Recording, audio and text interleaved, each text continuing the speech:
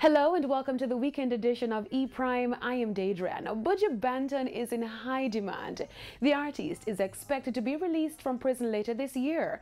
Donovan Germain, who produced some of Buju's biggest hits, including Browning, said he expects the Jamaican singer to return to what he knows best once he is released, as calls for bookings in Europe and the Caribbean have increased. According to the Federal Bureau of Prisons website, Banton, who has been in prison since 2011 for drug trafficking, is due for release on December 8 this year. While in prison, Buju received his master's degree in music business management from New York University, NYU.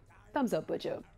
The 60th annual Grammy Awards ceremony happens this Sunday at Madison Square Garden in New York City. The nominees in the Best Reggae Album category are Chronics with Chronology, Stony Hill by Damian Marley, Abracadabra by Morgan Heritage, Washout Sting by J Boog, and Lost in Paradise by Common Kings. Who will win the Best Reggae Album this year? Chronics, a first-time nominee, had one of the best albums for 2017. California-based group Common Kings also has high hopes of becoming the first American act to win the Best Reggae Album.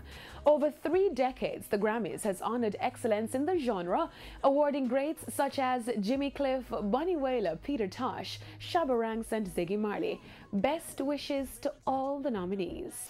King of the Dancehall Beenie Man got a huge endorsement from actress Tia Mowry Hardrick this week.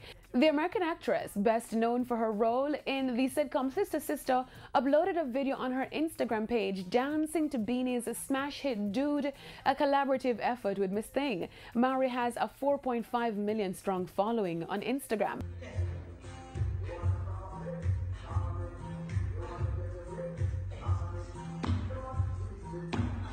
The post has since caught the attention of a number of blogs in the United States. Even the King himself posted the video on his page, expressing joy after watching Mowry's post.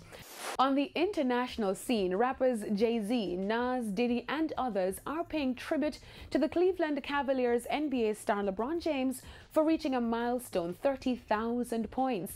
Artists have been celebrating James's achievement all week, including Drake, who is currently working on a LeBron James tribute single. And speaking of Drake, he also did a bit of history making himself this week when he smashed Spotify and Apple Music's single-day streaming record with 2 songs from his recently released EP titled Scary Hours.